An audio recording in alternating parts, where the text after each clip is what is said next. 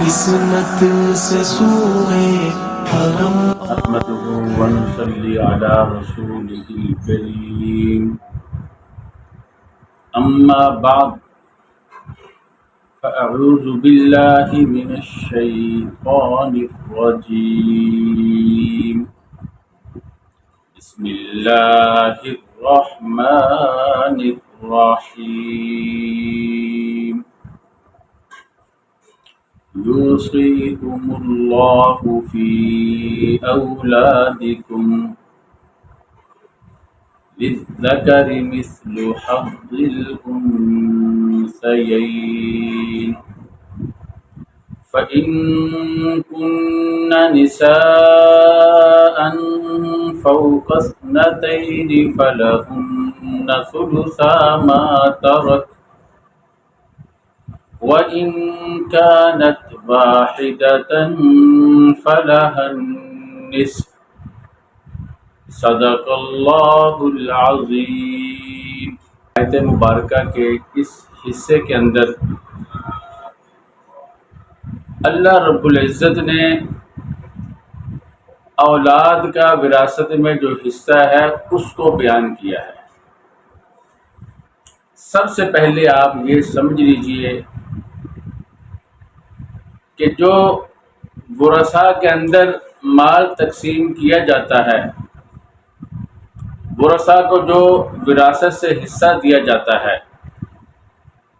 بعض وہ ہیں جو اللہ تعالیٰ کی کتاب سے ثابت ہیں، قرآن کریم سے ثابت ہیں، جیسا کہ اس رکوع کے اندر اللہ رب العزت نے 8 لوگوں کا ذکر کیا ہے جن کے حصے اللہ رب العزت نے یہاں بیان کیے ہیں۔ والدین کے، والد کو کیا ملے گا، والدہ کو کیا ملے گا، اولاد کے حصے یہاں بیان کیے ہیں، بیٹے کو کیا ملے گا، بیٹی کو کیا ملے گا۔ اسی طرح زوجین یعنی میاں بیوی، شوہر کو کیا ملے گا، بیوی کو کیا ملے گا، اور اسی طرح بہن بھائیوں کے حصے بھی یہاں بیان کیے ہیں، بہن کو کیا ملتا ہے، بھائی کو کیا ملتا ہے۔ کچھ حصے وہ ہیں جو سنت سے ثابت ہیں، جیسا کہ جدہ کو سدس ملے گا اور جد اسبہ ہوگا، اخت عینی اور اخت علی فرع مؤنث کے ساتھ اسبہ ہوگی، اور کچھ حصے اجماع سے ثابت ہے، جیسا کہ اگر والد موجود نہ ہو تو دادا والد کے قائم مقام ہوگا۔ اسی طرح اگر بیٹا موجود نہ ہو تو پوتا اس کے قائم مقام ہو جائے گا، اگر بیٹی موجود نہ ہو تو پوتی اس کے قائم مقام ہو جائے گی۔ تو قرآن، احادیث اور اجماع سے سب سے مل کر جو حصے ان کے اندر بیان کیے گئے ہیں، علماء نے اس پر ایک کتاب لکھی ہے، اس کا نام ہے سراجی۔ یہ جو علم مدون کیا ہے اس کا نام ہے علم الفرائض۔ یہ سارے حصے علماء نے ایک جگہ پہ جمع کر دیے تاکہ اگر کوئی انہیں سیکھنا چاہے، پڑھنا چاہے، اس کے لیے آسانی پیدا ہو جائے۔ نمبر 2، وراثت جو ملتی ہے اس کے 4 اسباب ہوتے ہیں۔ نمبر 1 قرابت، نمبر 2 نکاح، نمبر 3 ولا، نمبر 4 اسلام۔ ان کی تفاصیل کیا ہیں انشاءاللہ العظیم کسی موقع پر بیان کریں گے۔ اب یہ سمجھیے کہ ورثاء کی 3 قسمیں ہیں۔ ورثاء یہ وارث کی جمع ہے، وارث کہتے ہیں نسبی رشتہ دار کو جس کا تعلق نسب کے ساتھ ہے۔ تو ان کی 3 قسمیں ہیں۔ نمبر 1 ذوی الفروض، جن کے حصے قرآن و حدیث یا اجماع کے اندر متعین کر دیے گئے ہیں۔ نمبر دو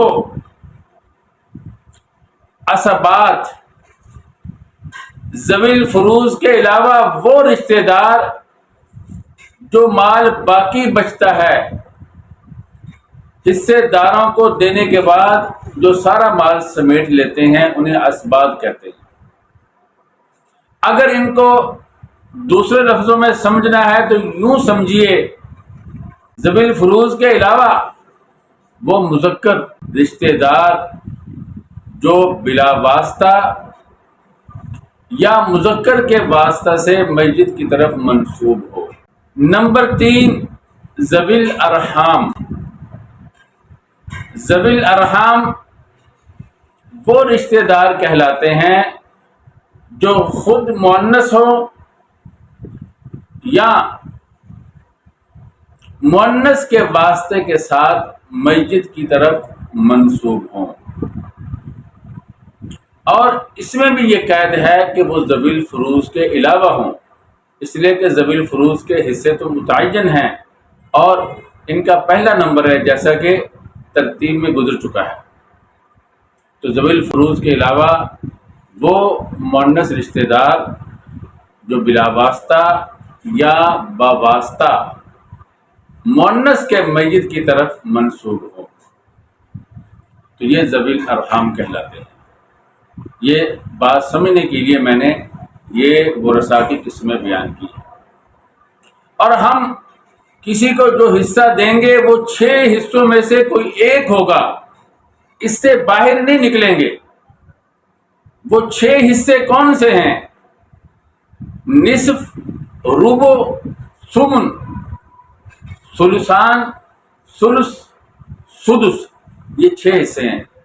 جس کو ہم حصہ دیں گے ان 6 حصوں میں سے کوئی ایک حصہ دیں گے۔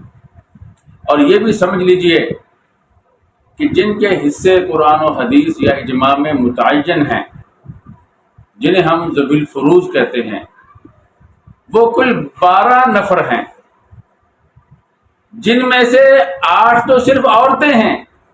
لوگ کہتے ہیں عورتوں کا حصہ نہیں ہے، آپ دیکھ لیجئے 12 میں سے 8 تو صرف عورتیں ہیں، مرد صرف 4 ہیں۔ تو اندازہ کیجئے شریعت نے عورتوں کو حصہ دینے کا کس قدر اہتمام کیا، شریعت نے کس قدر عورتوں کو حصہ دینے کا لحاظ کیا کہ زمانہ جاہلیت میں انہیں محروم کر دیا جاتا تھا۔ چنانچہ وہ 8 یہ ہیں۔ اب جد صحیح، اخ خیفی، اخت خیفی، زوج زوجہ، بنت بنت الابن، اخت عینی، اخت علی، جدہ صحیحہ۔ جد کہتے ہیں دادے کو، اخ کہتے ہیں بھائی کو، بنت کہتے ہیں بیٹی کو، زوج کہتے ہیں شوہر کو، زوجہ کہتے ہیں بیوی کو، اب کہتے ہیں والد کو۔ تو یہ 12 نفر ہیں۔ اب جد صحیح، اخ خیفی، اخت خیفی، زوج زوجہ، بنت بنت الابن، اخت عینی، اخت علی، جدہ صحیحہ۔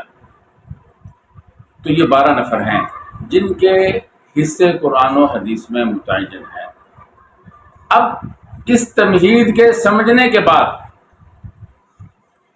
اب ہم آتے ہیں قرآن کریم میں جو اولاد کے حصے بیان کیے ہیں ان کی طرف۔ اور اس سے بھی پہلے ایک ضروری بات سمجھ لیجئے، وراثت تقسیم کرنے سے پہلے 3 کام جو ہیں وہ اس سے مقدم ہیں، اس سے پہلے کرنے ضروری ہیں۔ نمبر 1، میت کی تجہیز و تکفین علی وجہ سنہ، یعنی میت کو کفنانے اور دفنانے کا انتظام سب سے پہلے اس کے مال سے کریں گے، اور علی وجہ سنہ کریں گے، یعنی نہ اس میں کنجوسی کریں گے نہ اس میں فضول خرچی کریں گے۔ میں نے پہلے بھی بتلایا کہ میت کی چارپائی کے اوپر جو چادر ڈالی جاتی ہے وہ میت کے ترکہ سے لینا جائز نہیں ہے۔ اگر کوئی ڈالنا چاہتا ہے تو وہ اپنے پیسوں سے لے، اس لیے کہ وہ کفن میں داخل نہیں ہے۔ بہت قیمتی کوئی کفن دینا چاہتا ہے وہ بھی اپنے پیسوں سے دے، اس لیے کہ یہاں جو اس کے ترکہ سے جو خرچہ کیا جائے گا وہ سنت کے مطابق کیا جائے گا، اس میں فضول خرچی کی اجازت نہیں ہے۔ سب سے پہلے یہ کام کریں گے۔ دوسرے نمبر پر ہم اس کے اوپر جو قرضہ ہے اس کی ادائیگی کریں گے، خواہ سارے مال سے وہ ادا کرنا پڑے تب بھی اس کو پہلے اسی کو ادا کریں گے۔ اگر کوئی مال بچ گیا تو پھر دوسرے جو معاملات ہیں وہ دیکھیں گے، وگرنہ تو سب سے پہلے قرضہ ہی ادا کریں گے۔ نمبر 3، اس نے اگر کوئی وصیت کی ہے وہ ثلث مال سے اس کو نافذ کیا جائے گا۔ اگر اس نے سارے مال کی وصیت کی ہے تو پھر بھی ثلث مال کے 1/3 حصے سے ہی نافذ کی جائے گی، سارے مال سے نافذ نہیں کی جائے گی۔ اور یہ جائز بھی نہیں ہے، مناسب بھی نہیں ہے کہ سارے مال کی وصیت کر کے ورثہ کو محروم کر دے، گناہ بھی ہوگا اور نافذ بھی نہیں ہوگی۔ وصیت جو نافذ ہوگی وہ صرف مال کے 1/3 حصے سے نافذ ہوگی۔ یہ 3 کام کرنے کے بعد تجہیز و تکفین علی وجہ سنہ، نمبر 2 ادائیگی قرض، نمبر 3 وصیت الثلث مال، اس کے بعد پھر وراثت کو ورثاء میں تقسیم کریں گے۔ تو اللہ رب العزت نے یہاں پر اولاد کے حصوں کو بیان کیا ہے۔ اولاد کی 3 ہی حالتیں ہیں اور 3 ہی صورتیں ہیں۔ یہ دیکھا جائے گا کہ بیٹیوں کے ساتھ بیٹا ہے یا نہیں۔ اگر بیٹیوں کے ساتھ بیٹا ہے تو بیٹیاں بھی بیٹے کے ساتھ مل کر اسبہ بن جائیں گی، یعنی مال ان کے اندر للذکر مثل حظ الانثیین کے اصول کے مطابق تقسیم کیا جائے گا۔ لڑکے کو لڑکی سے دگنا مال دیا جائے گا۔ اللہ رب العزت نے اس جملے میں اس بات کو، اس قانون کو بیان کیا، للذکر مثل حظ الانثیین، 2 عورتوں کے حصے کے برابر لڑکے کو دیا جائے گا۔ مثلا اگر ایک لڑکا ہے 2 لڑکیاں ہیں تو مال کے 4 حصے کریں گے، 2 حصے لڑکے کو دے دیں گے اور 2 لڑکیاں ہیں تو ہر لڑکی کو 4 میں سے 1 حصہ ملے گا، 1/4 ہر ایک کو ملے گا۔ اگر لڑکا نہیں ہے تو پھر دیکھا جائے گا کہ لڑکیاں کتنی ہیں، 1 ہے یا 1 سے زائد، 2 ہیں، 3 ہیں، 4 ہیں، 5 ہیں، کتنی ہیں، 1 ہے یا 1 سے زائد۔ اگر بیٹی 1 ہے، بیٹا کوئی بھی نہیں ہے تو اکیلی بیٹی کو آدھا مال دیا جائے گا، اور اگر بیٹیاں 2 ہیں یا 2 سے زائد ہیں تو پھر ان کو 2/3 مال ملے گا، یعنی کل مال کے 3 حصے کیے جائیں گے، 2 حصے بیٹیوں کو دے دیے جائیں گے، 1 حصہ جو ہے باقی ورثاء میں تقسیم ہوگا۔ اگر ایک بیٹا ہے اور ایک بیٹی ہے تو اس صورت میں بھی اگرچہ بیٹے کو دگنا ملتا ہے مگر بیٹی کو 1/3 مال سے کم پھر بھی نہیں ملتا۔ تو لہذا جب 2 بیٹیاں ہیں تو 2/3 مال ملنا سمجھ میں آتا ہے۔ اعتراض صرف یہ ہوتا ہے کہ اگر 3 ہے تو پھر کیا 3/3 ملیں گی؟ تو اللہ رب العزت نے اس کو وضاحت کے ساتھ بیان کر دیا، فَإِن كُنَّ نِسَاءً فَوْقَ اثْنَتَيْنِ فَلَهُنَّ ثُلُثَا مَا تَرَكَ، اگر عورتیں 2 سے زائد ہیں تب بھی ان کے لیے 2/3 مال ہوگا۔ تو آپ کو مسئلہ اچھی طرح سمجھ میں آ چکا ہوگا کہ بچیوں کے 3 حصے ہیں، نمبر 1 نصف، نمبر 2 2/3 مال، نمبر 3 اسبا، اگر صرف اکیلی بیٹی ہے تو نصف مال ملے گا جب ساتھ بیٹا نہیں ہوگا، اگر ساتھ بیٹا نہیں ہے، بیٹیاں 2 ہیں یا 2 سے زائد ہیں تو 2/3 مال ملے گا، اگر ساتھ بیٹا بھی ہے تو پھر یہ اسبا بن جائیں گی، یعنی سارا مال ان میں تقسیم اس طرح ہوگا کہ بیٹے کو بیٹی کے حصے سے دگنا ملے گا، 1 حصہ بیٹی کو ملے گا، 2 حصے بیٹے کو ملے گا، جیسا کہ میں نے مثال سے واضح کیا ہے۔ اب آتے ہیں قرآن کریم کہ جو آیت کا حصہ میں نے آپ کے سامنے تلاوت کیا ہے اس طرف آتے ہیں۔ اللہ تعالیٰ فرماتے ہیں یوصیکم اللہ فی اولادکم، اللہ رب العزت تمہیں تمہاری اولاد کے بارے میں حکم دیتا ہے، وصیت کرتا ہے، للذکر مثل حظ الانثیین، ذکر کہتے ہیں لڑکے کو، لڑکے کے لیے مثل حظ الانثیین 2 عورتوں کے حصے کے برابر ہے، یعنی لڑکے کو ڈبل ملے گا، لڑکی کو سنگل ملے گا۔ اب یہاں دیکھیے اللہ رب العزت نے اصل جو ہے وہ عورتوں کے حصے کو قرار دیا ہے کہ لڑکے کو 2 لڑکیوں کے حصے کے برابر ملے گا، تو اس سے بھی لڑکیوں کے حصے کی اہمیت اور تاکید معلوم ہوتی ہے۔ آگے اللہ تعالیٰ فرماتے ہیں فَإِن كُنَّ نِسَاءً فَوْقَ اثْنَتَيْنِ فَلَهُنَّ ثُلُثَا مَا تَرَكَ، اگر وہ لڑکیاں 2 سے زائد ہیں تو ان کے لیے ترکے میں سے 2/3 مال ملے گا، اگر 2 ہیں تو اس کا کیا حکم ہے؟ تو وہ اس کا حکم حدیث میں مذکور ہے کہ ایک دفعہ حضرت جابر رضی اللہ تعالیٰ عنہ فرماتے ہیں ہم نبی اکرم صلی اللہ علیہ وسلم کے ساتھ باہر نکلے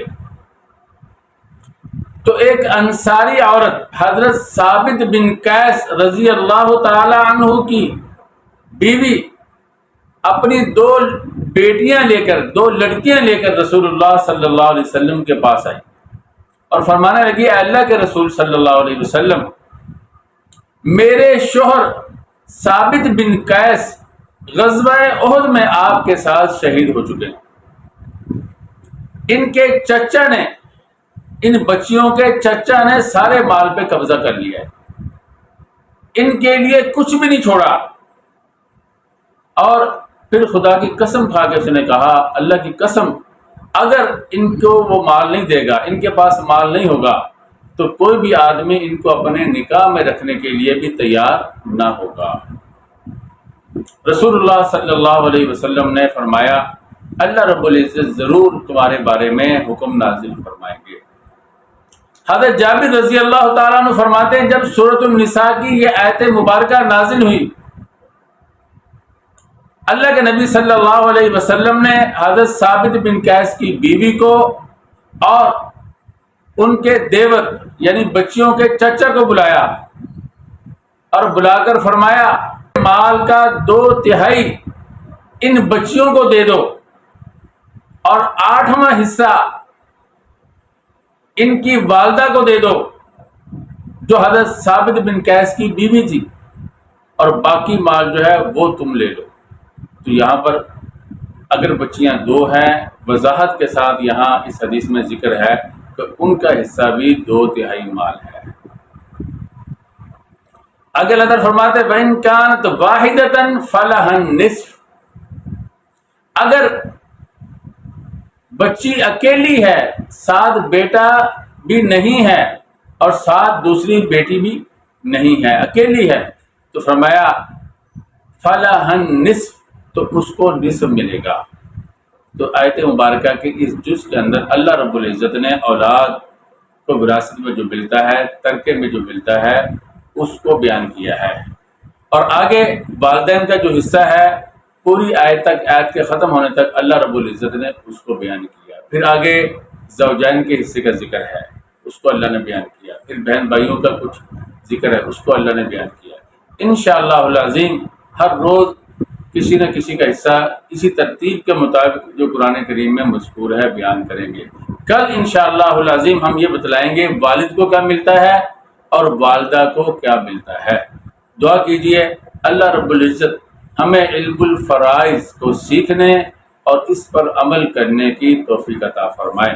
وآخر دعوانا ان الحمد للہ رب العالمین۔